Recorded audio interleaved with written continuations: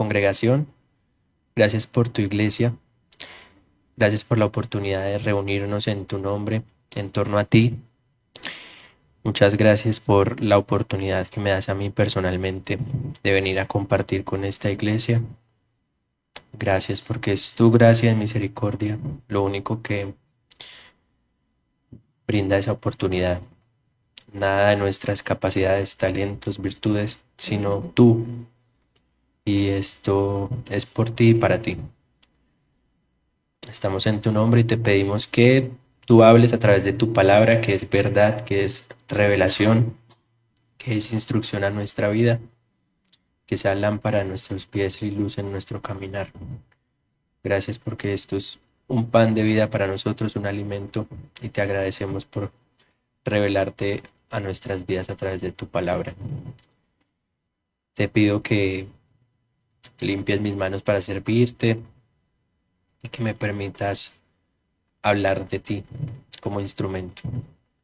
Gracias, Señor, en nombre de Jesús. Amén. Bueno, me alegra mucho estar aquí. Buenos días a todos. Qué bonito.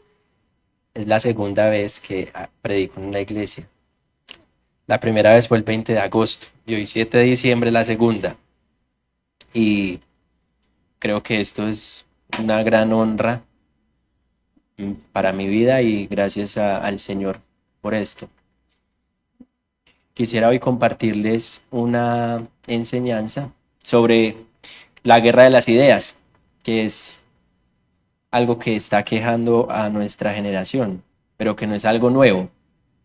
Entonces, para iniciar, quisiera que me acompañen a Romanos 12:1.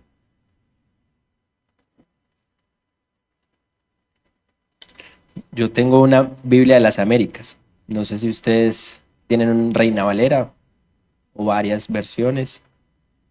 Entonces, el mensaje de la palabra es el mismo y vamos a leer la palabra de Dios con reverencia y esperando que Él hable a nuestro corazón y a nuestra mente.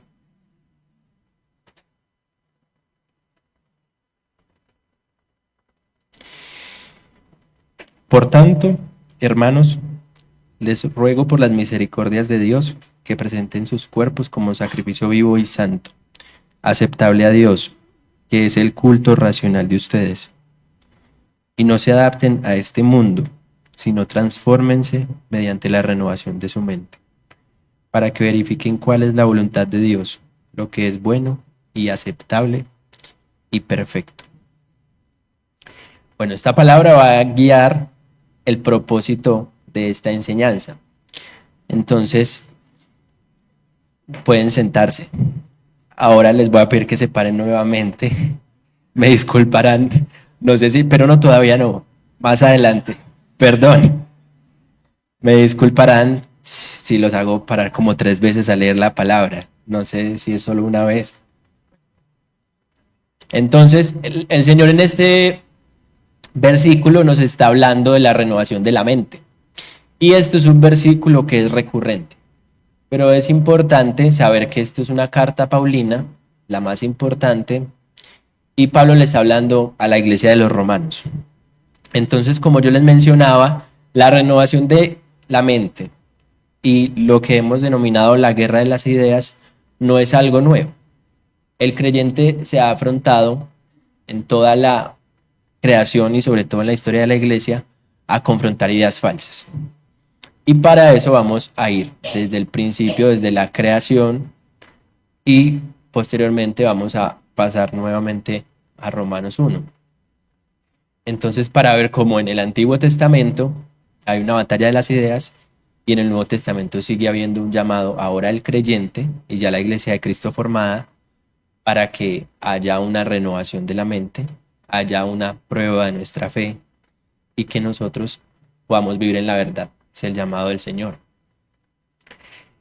Entonces, la renovación de la mente permite que nosotros conozcamos la voluntad de Dios. Y la voluntad de Dios es que nosotros seamos santificados. Esa es la voluntad de Dios. El Señor dice, sean santos como yo soy santo. Y la santificación no es más que volver a ese diseño original y vivir dentro de la verdad del Señor. Entonces, el Señor aquí en su palabra, que todos la tenemos gracias a Él, por eso es un milagro, nos ha revelado su palabra y la tenemos accesible en todo tiempo. Todos ustedes tienen una Biblia. Espero que así sea.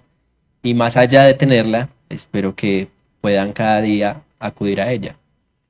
Hay un llamado del Señor desde los hebreos y los israelitas en el que se instruye a los padres a enseñar cada día a sus hijos y a ellos mismos cada día acercarse a la palabra de Dios para recibir la revelación de la verdad.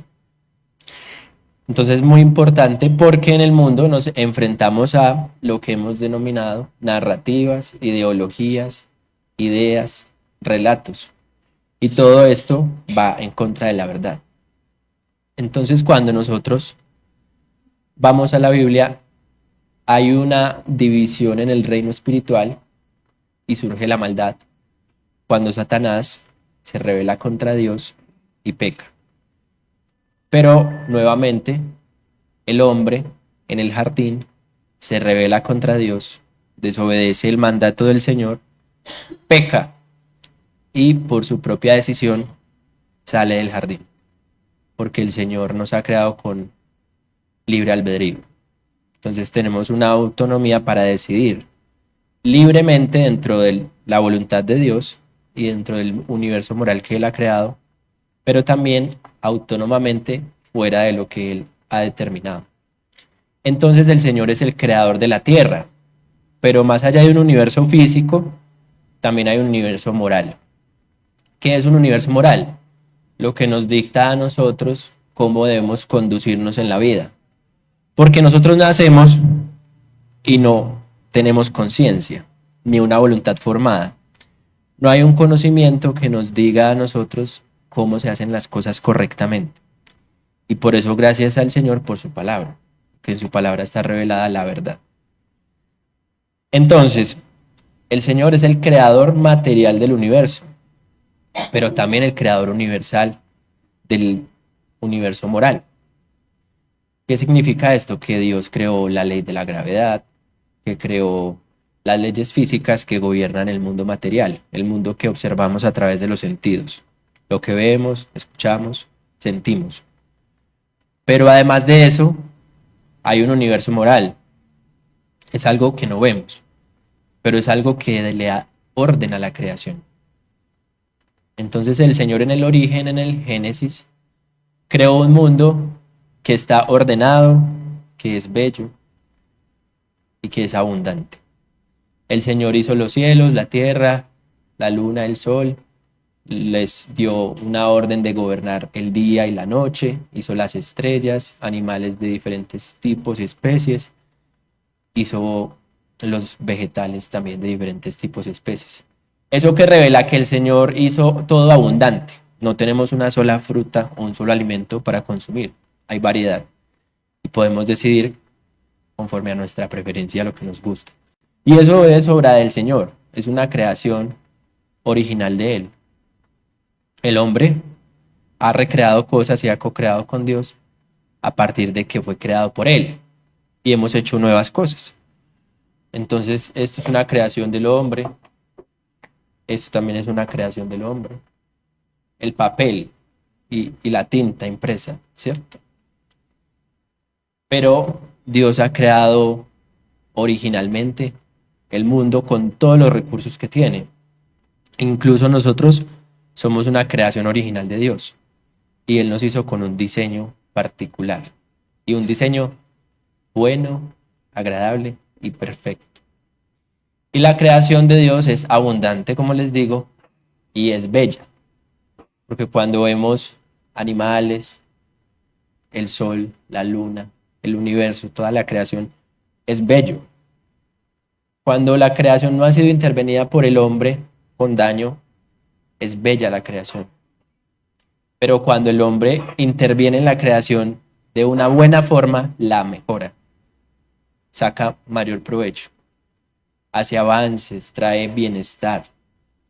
Entonces, la creación Dios nos la dio perfecta, pero nos dio también un mandato de extender su reino.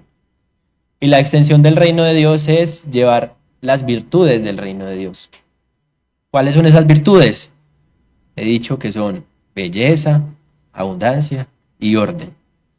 Y nuestra vida individual, nuestro entorno tiene que revelar belleza, orden y abundancia. Eso me lleva a pensar, por ejemplo, cuando el Señor en la palabra dice que nos vistamos decorosamente los creyentes, porque los que no son creyentes se visten de otra manera y nosotros somos diferentes. Y por ejemplo, ustedes son una iglesia muy bien vestida.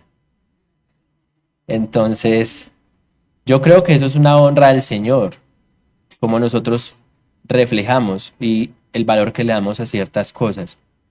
Entonces, nuestra casa tiene que revelar al Señor, y la habitación, y la cama, como la dejamos en la mañana. Y también el fruto de nuestras manos, nuestro trabajo, y nuestra educación. Lo que nosotros recibimos, lo que desechamos y lo que retenemos, revela cómo nosotros queremos hacernos a la imagen y semejanza de Dios, a la estatura de Cristo. Cómo queremos ser santos como Él es santo. Y eso otra vez es orden, belleza y abundancia. Ahora quisiera que vayamos a Génesis 3.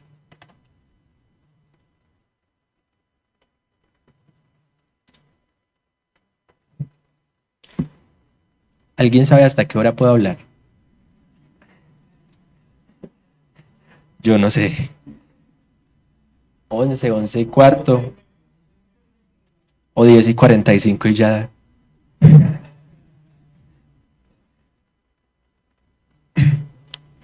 Entonces hemos dicho que Pablo en Romanos le hace un llamado a la iglesia y a todas las iglesias le hace diferentes llamados, pero este es muy particular y muy bonito. Pablo está hablando de la gracia y la misericordia de Dios, y eso es lo que nos sostiene. A pesar de que nosotros podamos hacer buenas obras que revelen la fe, o sea, cosas buenas, sencillamente somos imperfectos y tenemos pecado, pero el creyente tiene un llamado a hacer buenas obras y a revelar las virtudes del reino de Dios y a revelar la santidad de Cristo. Entonces hay un llamado a que renovemos nuestra mente, y en Reina Valera a mí me gusta mucho porque dicen como no os conforméis a este siglo, ¿sí es así? Y en Nueva Versión Internacional, que en una iglesia donde me congregué casi toda mi vida, mi corta vida, relativa, era Nueva Versión Internacional, no se adaptan al mundo actual. Y lo que nos dice esto es que hay unas corrientes de pensamiento y hay unas ideas, como he dicho desde el principio, que quieren gobernar el mundo. Y ya vamos a ir a analizar más esas ideas. Pero desde el principio había una denegación de la verdad de Dios. Y eso es el mundo actual. Lo secular, lo que niega a Dios. Dios creó el mundo y Él sabe cómo lo hizo y cómo funciona de forma buena, agradable y perfecta. Y nosotros hemos querido hacerlo a nuestra forma, negando la supremacía del Señor, la soberanía, el carácter y la esencia de Dios como creador del universo. Soberano, es decir, el Señor es el que sabe todo de principio a fin y Él es el que creó todo conforme a su propio diseño. Entonces, cuando nosotros decimos cómo queremos gobernar nuestras vidas fuera del Señor, eso no va a funcionar ni bonito, ni agradable, ni perfecto. Y pasaba en la creación. Sabemos que Dios hizo en 6 días la creación, descansó el séptimo, en el sexto creo que hizo al hombre, y al hombre le dio una misión: multiplíquense, llenen la tierra, sojuzgad la tierra, sí, someter la creación para nuestro bienestar y en buena administración. Pero más allá de esa enseñanza, que también es muy, muy interesante, quisiera ir al capítulo 3, donde el hombre desobedece y llamamos a eso la caída del hombre, la caída de la humanidad. Y dice la palabra del Señor. Si quieren, me acompañan en la lectura. Estos no son solo 2 versículos, entonces 3, desde el primer versículo. La serpiente era más astuta que cualquiera de los animales del campo que el Señor Dios había hecho. Y dijo a la mujer, con que Dios les ha dicho, no comerán de ningún árbol del huerto. La mujer respondió a la serpiente, del fruto de los árboles del huerto podemos comer, pero del fruto del árbol que está en medio del huerto, Dios ha dicho, no comerán de él, ni lo tocarán, para que no mueran. Y la serpiente dijo a la mujer, ciertamente no morirán. Pues Dios sabe que el día que de él coman, se les abrirán los ojos, y ustedes serán como Dios, conociendo el bien y el mal. Cuando la mujer vio que el árbol era bueno para comer, y que era agradable a los ojos, y que el árbol era deseable para alcanzar sabiduría, tomó de su fruto y comió. También dio a su marido que estaba con ella, y él comió. Entonces fueron abiertos los ojos de ambos, y conocieron que estaban desnudos, y cosieron hojas de higuera, y se hicieron delantales. Hasta ahí vamos a leer. ¿Qué pasa en la caída del hombre? Lo que sucede es que la mujer, al escuchar a la serpiente astuta, que es una representación de Satanás, desobedece a Dios por obedecer la mentira. Entonces, a partir de aquí sabemos que en el mundo, como hay luz y oscuridad, blanco y negro, bien y mal también hay. Entonces, lo que hay en este momento es una batalla trascendental de las ideas, donde la serpiente le dice a la mujer, come del fruto del árbol porque no van a morir. Mentira, ¿no? ¿Por qué es mentira? Porque hubo una muerte espiritual.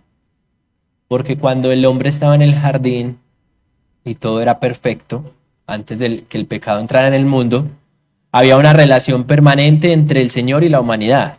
Había una comunicación directa. El Señor visitaba el jardín y se encontraba con el hombre cara a cara. Entonces, cuando la mujer escucha a la serpiente, tiene claro el mandato de Dios porque lo conoce, pero decide deliberadamente desobedecer el mandato de Dios. Ahí hay una denegación de la verdad del Creador. Y ese es el problema nuestro del corazón, del pecado. El Señor intentó con Adán, con Noé, con Isaac, Abraham, Isaac y Jacob. Hizo un pueblo, hizo primero la humanidad al hombre, una familia, luego hizo un pueblo de Israel y luego hizo la iglesia de Jesucristo. Siempre con el mismo plan desde la creación y siempre con el propósito de que el mismo Dios redimiera a la humanidad y salvara a la humanidad. Dios no se ha equivocado. El propósito de Él es más grande para nuestro entendimiento. Y la gracia y la misericordia del Señor, expresada en el sacrificio de Cristo, es nuestro mayor regalo y completamente inmerecido. Por eso gracia y misericordia. Gracia de que recibimos lo que no merecemos. Y misericordia de que no recibimos lo que merecemos. Merecemos la muerte porque la causa del pecado es la muerte. Y no merecemos la salvación y la redención en el acto de Cristo sacrificial de mayor amor y pasión para la salvación de la humanidad. Entonces no merecemos que Él haga eso por nosotros y merecemos la muerte. Pero gracias a Él hay una reconciliación entre ahora el creyente, el cristiano y el Señor. Tenemos un camino directo porque Jesucristo es el camino, la verdad y la vida.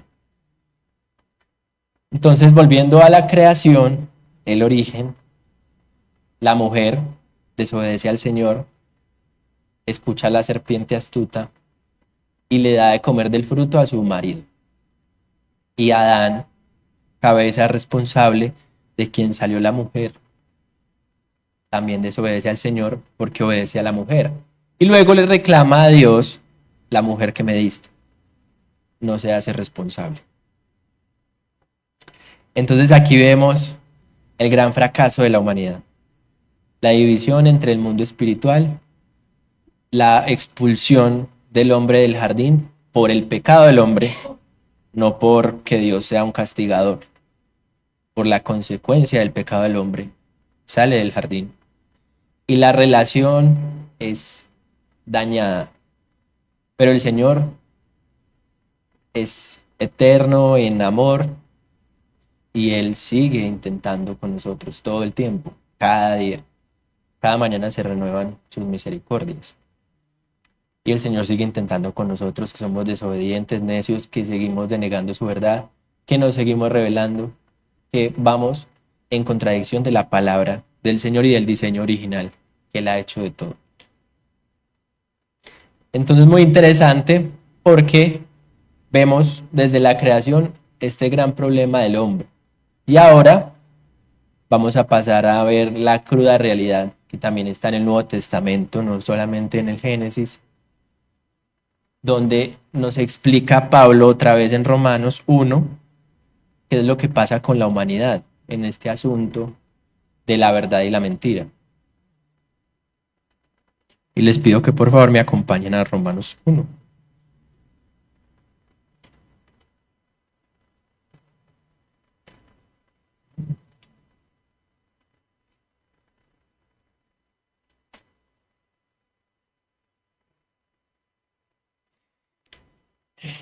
Dice la palabra del Señor en Romanos 1.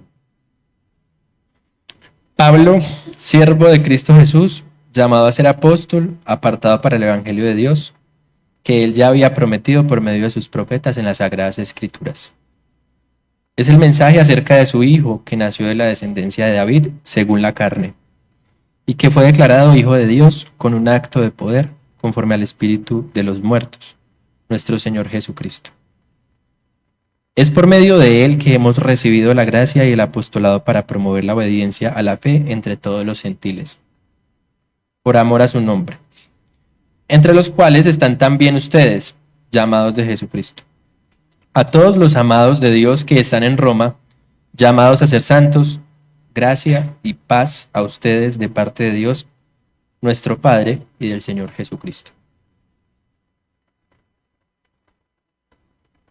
En primer lugar, doy gracias a mi Dios por medio de Jesucristo por todos ustedes, porque por todo el mundo se habla de su fe. Pues Dios, a quien sirvo en mi espíritu en la predicación del Evangelio de su Hijo, me es testigo de cómo, sin cesar, hago mención de ustedes, siempre en mis oraciones implorando que ahora, al fin, por la voluntad de Dios, logre ir a ustedes. Porque anhelo verlos para impartirles algún don espiritual, a fin de que sean confirmados, es decir, para cuando esté entre ustedes nos confortemos mutuamente, cada uno por la fe del otro, tanto la de ustedes como la mía. Y no quiero que ignoren, hermanos, que con frecuencia he hecho planes para ir a visitarlos, pero hasta ahora me he visto impedido, a fin de obtener algún fruto también entre ustedes, así como entre los demás gentiles. Tengo obligación tanto para con los griegos como para con los bárbaros, para con los sabios como para con los ignorantes. Así que, por mi parte, ansioso estoy de anunciar el Evangelio también a ustedes que están en Roma, porque no me avergüenzo del Evangelio, pues es el poder de Dios para la salvación de todo el que cree, del judío primeramente y también del griego. Porque en el Evangelio la justicia de Dios se revela por fe y para fe, como está escrito, por la fe vivirá. Mas el justo por la fe vivirá. Aquí viene lo más crucial de este capítulo. Porque la ira de Dios se revela desde el cielo contra toda impiedad e injusticia de los hombres, que con injusticia restringen la verdad. Pero lo que se conoce acerca de Dios es evidente dentro de ellos, pues Dios se lo hizo evidente. Porque desde la creación del mundo, sus atributos invisibles, su eterno poder y divinidad, se han visto con toda claridad, siendo entendidos por medio de lo creado, de manera que ellos no tienen excusa. Pues aunque conocían a Dios, no lo honraron como a Dios ni le dieron gracias, sino que se hicieron vanos en sus razonamientos, y su necio corazón fue entenebrecido. Profesando ser sabios, se volvieron necios y cambiaron la gloria del Dios incorruptible por una imagen en forma de hombre corruptible, de aves, de cuadrúpedos y de reptiles. Por lo cual Dios los entregó a la impureza en la lujuria de sus corazones, de modo que deshonraron entre sí sus propios cuerpos, porque ellos cambiaron la verdad de Dios por la mentira, y adoraron y sirvieron a la criatura en lugar del Creador, quien es bendito por los siglos. Amén. Por esta razón Dios los entregó a pasiones degradantes, porque sus mujeres cambiaron la función natural por la que es contra la naturaleza. De la misma manera, también los hombres, abandonando el uso natural de la mujer, se encendieron en su lujuria unos con otros, cometiendo hechos vergonzosos, hombres con hombres, y recibiendo en sí mismos el castigo correspondiente a su extravío. Y así como ellos no tuvieron a bien reconocer a Dios, Dios los entregó a una mente depravada, para que hicieran las cosas que no convienen. Están llenos de toda injusticia, maldad, avaricia y malicia, llenos de envidia, homicidios, pleitos, engaños y malignidad. Son chismosos, detractores, aborrecedores de Dios, insolentes, soberbios, jactanciosos, inventores de lo malo, desobedientes a los padres, sin entendimiento, indignos de confianza, sin amor, despiadados. Ellos, aunque conocen el decreto de Dios que los que practican tales cosas son dignos de muerte, no solo las hacen, sino que también dan su aprobación a los que las practican. Este es el capítulo 1 de Romanos. ¿Se les parece a Génesis 3? En algo se les parece.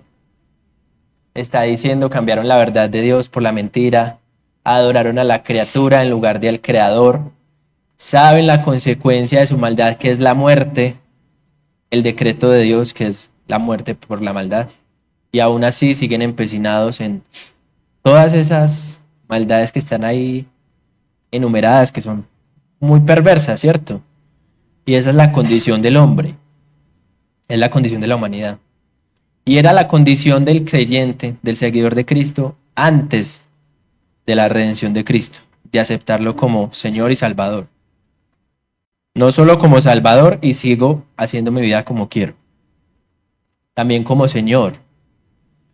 ¿Qué es como Señor? Como soberano, como gobernante, como el que está sobre mí, a quien yo me someto y obedezco.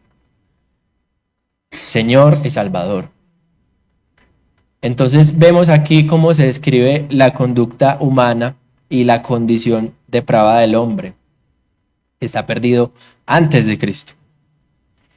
Y a partir del versículo 18 es que podemos evidenciar toda esta situación. Entonces dice Pablo en esos versículos que el hombre está lleno de impiedad e injusticia, tiene el corazón entenebrecido. Y al final a mí me impresiona cómo dice todas estas categorías: injusticia, maldad, avaricia, malicia, envidia, homicidio, pleito, engaño, malignidad, chisme, detractores, aborrecedores de Dios, insolentes, soberbios, jactanciosos, inventores de lo malo, desobedientes de los padres, sin entendimiento, indignos de confianza, sin amor y despiadados. Son unos adjetivos bien fuertes. ¿Están de acuerdo o no? Y describe la humanidad. Si salimos a la calle o prendemos el televisor, eso es lo que vemos. Mucha malicia, mucha maldad, homicidios, que son como tan impresionantes, ¿cierto? Entonces, ¿eso es consecuencia de qué? ¿De dónde salen las guerras? Del corazón del hombre. ¿Y qué es lo que pasa con el corazón del hombre? Que está corrompido. ¿Y por qué se corrompió? Porque negó la verdad de Dios, porque cambió la verdad de Dios. Y para nosotros no cambiar esa verdad, tenemos que considerar que esa verdad es absoluta. Entonces ahí viene el tema de la guerra de las ideas, porque en el mundo nos van a decir que hay verdades y que la verdad es subjetiva y que cada uno decide qué es la verdad para sí mismo y que la moral y la ética cada uno la maneja como quiere, ¿cierto? Y si eso fuera así, entonces yo tengo un conflicto con el vecino y lo asesino, porque yo decido qué es lo bueno y qué es lo malo, y en mi consideración merece la muerte. Entonces eso no es lógico. Por eso decía Romanos 12, 1 y 2, que, que hay un culto racional, porque también a través de las ideas creemos en el Señor, porque la verdad la creemos a través de la mente, y por eso la mente tiene que ser renovada con la verdad, porque todo el tiempo estamos recibiendo ataques de ideologías, narrativas y relatos falsos. ¿Y eso cómo se contradice? Con la verdad del Señor. ¿Dónde está la verdad?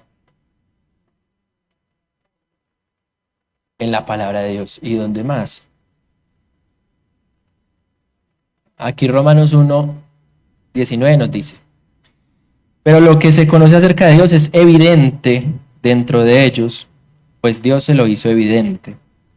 Porque desde la creación del mundo, sus atributos invisibles, su eterno poder y divinidad, se han visto con toda claridad, siendo entendidos por medio de lo creado, de manera que ellos no tienen excusa.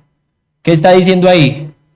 Que es evidente dentro de nosotros, porque el Señor puso una conciencia moral, y desde que nos creó, la mujer estaba inquieta porque argumenta con la serpiente y le dice: el Señor dijo, no coman del fruto que está en medio del jardín, no toquen ese fruto, no lo miren, no lo huelan, no lo coman. Ella sabía que era verdad, pero la serpiente le dice: es mentira y ustedes no se van a morir, y ella obedeció la mentira y desobedeció la verdad. Solo hay dos caminos, no hay una vía alternativa, no hay un punto medio. Obedecemos o desobedecemos, vivimos en la luz o en la oscuridad, en la verdad o en la mentira. Y todos los días tenemos esos caminos, como dice el Señor. Te da dos caminos a escoger, el de la vida y la muerte. Y esa es la decisión que hacemos cada día, de seguir la verdad o rechazarla. Entonces, aquí nos está diciendo estos versículos que son visibles los atributos de Dios. El Señor tiene una esencia, o lo que llamamos la naturaleza, y tiene un carácter. El carácter es lo que uno decide conforme a cómo es. Entonces el Señor es bondadoso, tierno, amoroso, misericordioso, lleno de gracia. Y su carácter decide amarnos. El Señor decide amarnos a pesar de nuestra condición. Entonces, es evidente cuáles son los atributos del Señor, porque tenemos una conciencia, pero además dice que está en la creación. Entonces, a través de la mente y de los sentidos, vemos que los otros hombres son una creación buena, agradable y perfecta, que el mundo creado es ordenado, bello y abundante. Entonces, los atributos de Dios como creador son visibles a nuestros sentidos, los podemos percibir claramente. Y no basta con una conciencia, con lo creado perfecto, sino que además el Señor nos dio su palabra, ¿cierto? Y aquí también está la verdad. Y nos dio a Jesucristo, Dios hecho hombre, para que viniera al mundo y fuera la verdad. Entonces, si ven que tenemos muchos espejos, libros, muchas fuentes de la verdad. La creación, otros hombres y lo demás creado. Jesucristo, la palabra de Dios, la esencia y el carácter de Dios, la verdad revelada por Él.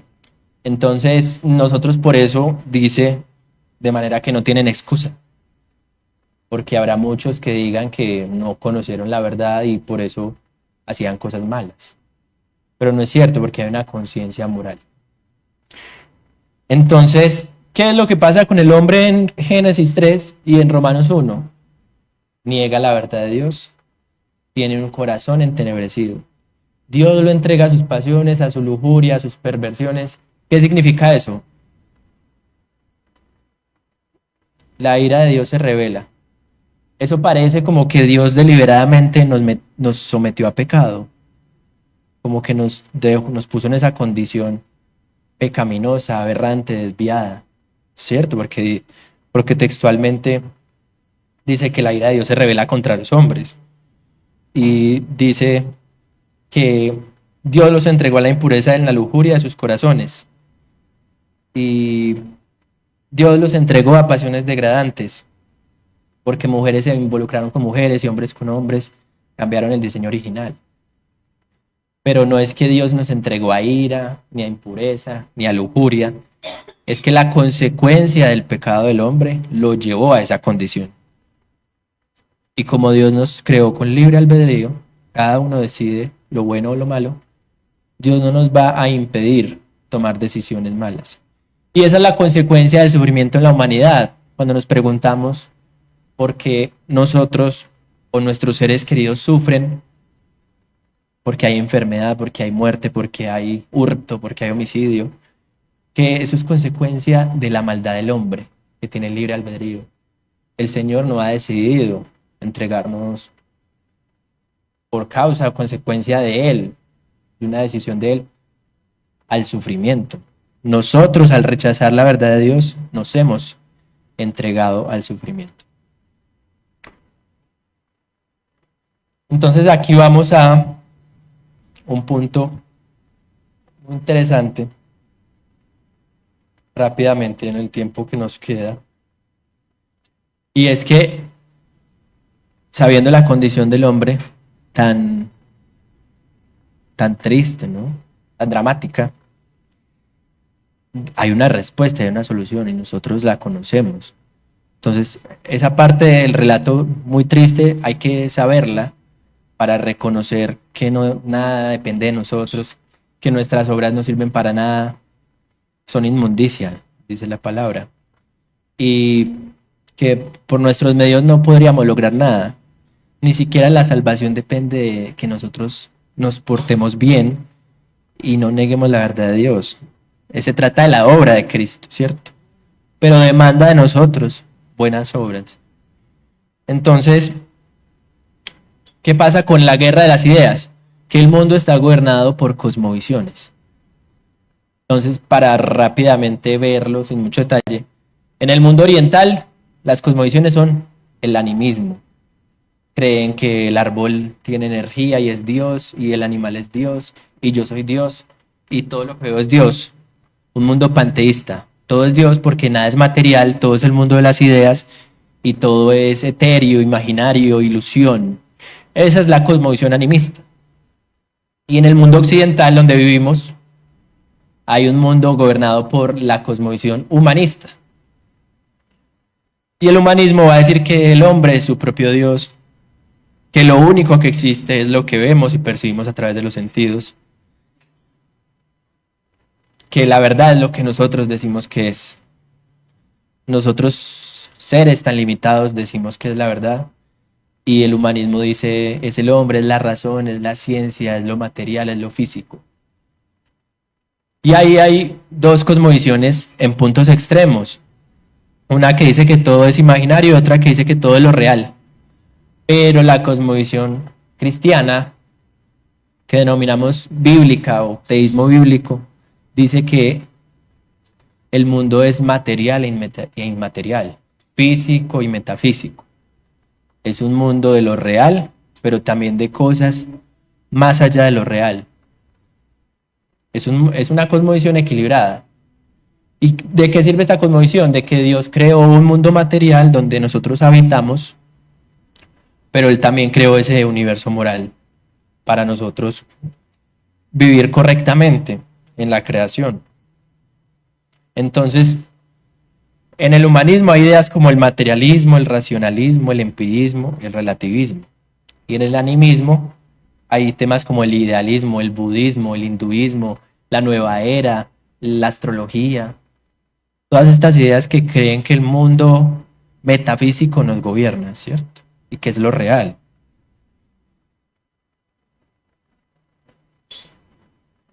Entonces hay unas posturas, como les digo, extremas y falsas, cosmovisiones. Cosmovisión es visión del mundo, visión del cosmos. Eso es cosmovisión. Y el camino correcto es el camino de la verdad. ¿Y cuál es? ¿Qué es la verdad? Jesucristo es el camino, la verdad y la vida. Dios hecho hombre, palabra viva. y su testimonio está aquí. Por eso Pablo aquí al principio de Romanos 1 nos habla del evangelio que recibimos por fe, que nos da salvación, que milagrosamente el Padre hizo el sacrificio por la humanidad a través del Hijo. Y la verdad es Cristo. Entonces, nosotros como creyentes, seguidores de Cristo, nuestro Señor, tenemos que vivir en la verdad. No podemos vivir en la mentira. Y tenemos la realidad, la razón y la revelación para conocer la verdad. La verdad ya fue dada a nosotros. No hay que seguir buscando mucho. Y ya les hablé de todas las fuentes que tenemos para conocer la verdad. Y para conocer esa verdad tenemos libertad. Podemos hacer lo bueno o lo malo, como les he mencionado. Y vivir en libertad es hacer lo correcto dentro de la ley de Dios. Dios nos ha dado un camino donde hay libertad con ley, con orden, donde hay unos límites que nosotros debemos respetar. ¿Y de qué nos sirve vivir en la verdad? Cuando nosotros no negamos la mentira que es todo este relato, Génesis 3, Romanos 1, cuando vivimos en la verdad, renovamos nuestra mente y vivimos en la voluntad buena, agradable y perfecta de Dios, nosotros estamos viviendo para la gloria de Dios. Y esa es la voluntad de Dios para nuestra vida. Nuestra santificación es para la gloria de Dios. Y vivir para la gloria de Dios es vivir en la imagen de Dios, hacernos a su imagen y semejanza. Es vivir en la palabra de Dios y en el diseño original de Él para todo. La familia, la iglesia, la sociedad, el individuo. Y vivir ante el rostro y la presencia de Dios. Cuando nosotros nos dedicamos a una profesión o una vocación, eso tiene que llevar el sello para la gloria de Dios.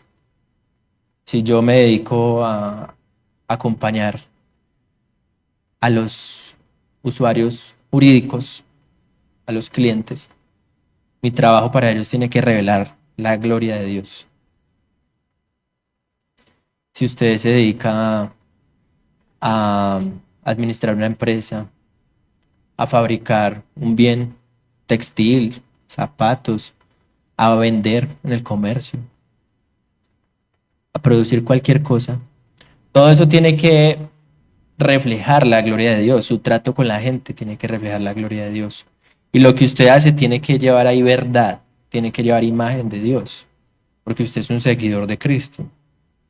Entonces, eso implica que nosotros vivimos delante de la presencia de Dios y todo lo que nosotros hacemos no está oculto para Él, sino que, contrario a eso, refleja el carácter de Dios. ¿Y por qué nosotros vivimos en la verdad para la gloria de Dios? Porque somos discípulos de Cristo.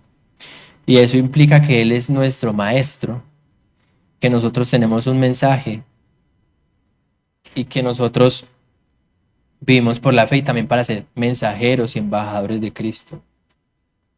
Entonces debemos llevarlo a Él a todo y a todos. Vivimos en un reino, el reino de Dios desde la creación de la humanidad. Y ese reino tiene un gobernante, tiene unos gobernados y tiene una ley. Nosotros somos los gobernados y tenemos una ley para vivir correctamente y debemos obedecer esa ley. Ese es el llamado para nosotros como creyentes. Entonces, en el reino de Dios hay discípulos que viven la plenitud de las virtudes de la imagen, la presencia y la palabra de Dios por la eternidad, llevando orden, belleza y abundancia, viviendo para la voluntad buena, agradable y perfecta del Señor. Y es muy importante para los jóvenes, sobre todo que batallamos más con las ideas en nuestros contextos, el colegio, la universidad, y para los adultos que ya estamos trabajando. Todos en la vida tenemos luchas con ideas, pero hay diferentes etapas. Y Dios quiere que vayamos contra esos relatos, esas narrativas, esas ideologías falsas que están manifestadas en qué? En temas como el feminismo, la ideología de género, esas ideologías ambientalistas, ecologistas, animalistas, el tema de la promiscuidad, la fornicación, el adulterio, todas estas desviaciones sexuales, la transexualidad, el tema de diversidades sexuales, como que está todo fuera de la verdad de Dios y de su diseño. Entonces, nosotros nos estamos enfrentando otra vez a una serpiente, ¿cierto? Y nos enfrentamos a nuestros propios deseos y a nuestro propio capricho de no obedecer la verdad de Dios, no vivir en el diseño original, negarlo a Él y no vivir bajo su señorío, su reino, ante Él como gobernante de nuestras vidas y de todo lo que somos y hacemos. Fuera de Él. Y eso es lo que pasa en nuestra generación de hoy que sufre tanto. Yo, por ejemplo, ayer estaba conmovido porque un primo que fue criado en la palabra de Dios en la familia cristiana, por malas decisiones y amistades, cayó en las drogas. Eh, y ha sido muy difícil para él, pero tomó una decisión que fue hacer lo incorrecto. Es más joven que yo y tiene mucho camino por delante. Y le oramos al Señor para que Él haga una obra en él. Pero eso trae dolor a su madre, a su familia. Y hace una semana que tuve la oportunidad de compartir con otros hermanos de esta iglesia, unos pocos, les hablé del testimonio de un hombre que pues cuando éramos niños, nos conocimos en la iglesia y crecimos y su familia se apartó de la iglesia y él se volvió homosexual, se fue del país, se casó con un hombre y se suicidó hace 2 semanas. Vivía con su papá y le dijo, voy a salir y nunca volvió porque salió y acabó con su vida. Y nadie pensaba que eso iba a suceder porque no se lo decía a nadie.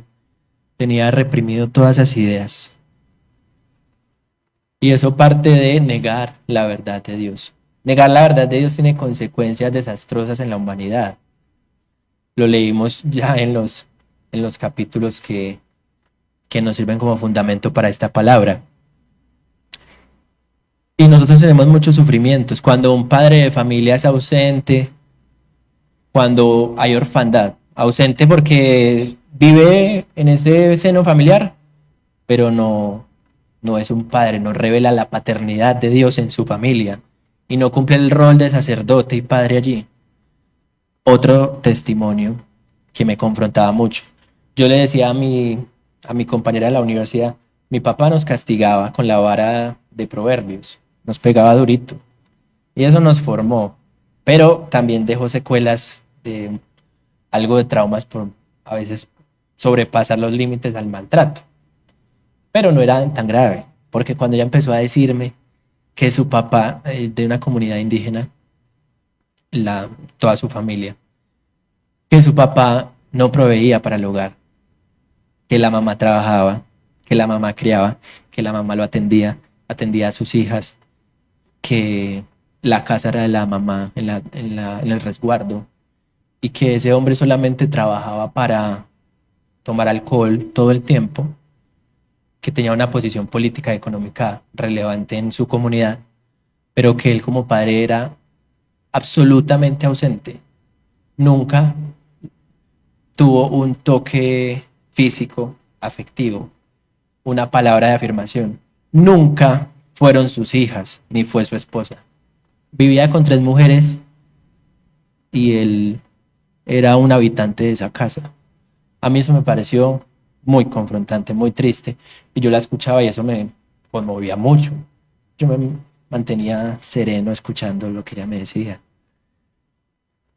Y eso es la humanidad. ¿Y por qué? Porque el Señor le dijo a la familia, Hombres, amen a sus esposas. Esposas, sométanse a sus esposos. Hijos, obedezcan a sus padres, y padres, no lleven a ira a sus hijos. Pero, ¿qué pasa en esta familia? No funciona. En la familia de mi primo, el papá se divorció de mi tía y los abandonó y fue muy ausente. Hay un vacío y hay una consecuencia del pecado. Y los hijos tenemos que asumir las consecuencias de los pecados. Cuando un niño sufre de abuso y violación, lleva las consecuencias de ese pecado. No lo decidió. Cuando una mujer es violada y queda en embarazo, lleva la consecuencia del pecado. Cuando hay adulterio, los hijos que nacemos en familias con adulterio, yo no, que otros hijos que nacen sufren la consecuencia del pecado. Y digo yo no como orgullo, gracias a Dios por eso, porque en el mundo hay mucho sufrimiento y es causa del pecado del hombre. Y en nuestros barrios, en todos nuestros contextos sociales podemos ver cuando no hay una comunidad de creyentes que vienen y escuchan la palabra del Señor y procuran vivir de acuerdo a eso, aunque somos imperfectos e incapaces y solo por la obra de Cristo podríamos. En el mundo la gente no tiene salida. Y el pecado, como la consecuencia del pecado es la muerte, la orfandad genera muerte, la paternidad ausente genera muerte, las drogas llevan a la muerte, el alcoholismo lleva a la muerte, el homosexualismo también. Vean el caso de este joven que fue cristiano, se quitó la vida porque ya no le vio sentido a nada. Y esa es la situación dramática de la humanidad, no solamente Génesis 3, Romanos 1 y la palabra de Dios que habla demasiado de este asunto, sino la evidencia. Así como es evidente la creación perfecta, abundante, bella y ordenada, y la voluntad buena, agradable y perfecta del Señor, evidente a nosotros a través de toda esta revelación que he descrito hoy, también hay un mundo lleno de maldad y de sufrimiento por rechazar la verdad del Señor. Entonces, ¿qué tenemos que hacer los creyentes? Conocer la verdad, vivir la verdad, vivir en la verdad y llevar la verdad a otros. Como les decía, reflejando imagen de Dios, dando la gloria a Dios, pero además discipulando naciones. ¿Qué es discipular naciones? Nuestro barrio, nuestra familia, siendo los sacerdotes del hogar, siendo el siervo en la iglesia, siendo el empresario que genera empleo y riqueza, bienestar para la sociedad, siendo el gobernante que sirve a los ciudadanos y no que se beneficia en su egoísmo, siendo personas que se conducen correctamente, aunque no tengamos todos una posición igual de relevante, ¿cierto? Y finalmente, ante esa condición miserable, pero sabiendo que hay una verdad absoluta dada por Dios para la humanidad, tenemos un camino, se llama Jesucristo, el camino, la verdad y la vida. Y tenemos que acudir a Él.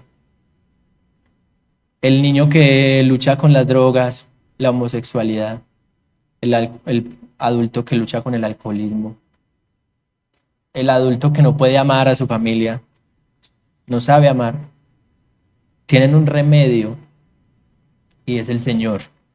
Todos tenemos pecado y todos necesitamos un remedio para el pecado.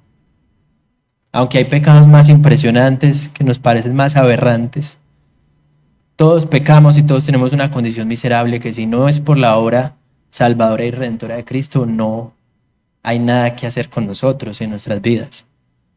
Pero nosotros que esperamos que ustedes estén convencidos de la verdad que recibimos en la congregación, incentivarnos, inquietarnos a vivir en esa verdad y a llevar esa verdad a otros.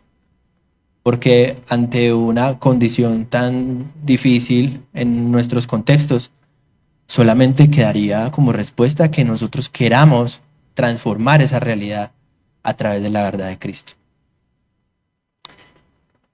Entonces, gracias al Señor por su infinita misericordia y gracia y su amor abundante para nosotros. El Señor, a través de su obra en la cruz, ha dado a nosotros un regalo inmerecido que no podemos comprender. Y esa penúltima canción antes del popurrí, que disfruté mucho la alabanza, disfruté mucho como la iglesia está bonita, la vestimenta, otra vez, la honra a las personas fallecidas, las misiones de la iglesia. La iglesia está saliendo de los muros y vamos a ir a acompañar a unas familias y a unos hermanos en un proceso de duelo. Y espero que esta predicación no los lleve muy condolidos por el mensaje, o sí, pero que los mueva algo. Y estoy muy agradecido de haber venido y ver todo lo que les he dicho y más. Pero esa canción nos estaba hablando de la cruz, de ir a la cruz, de reconocer la cruz. Y eso es lo que el creyente necesita, porque nuestro corazón no es engañoso, no tiene remedio, y de ahí salen las guerras y la maldad.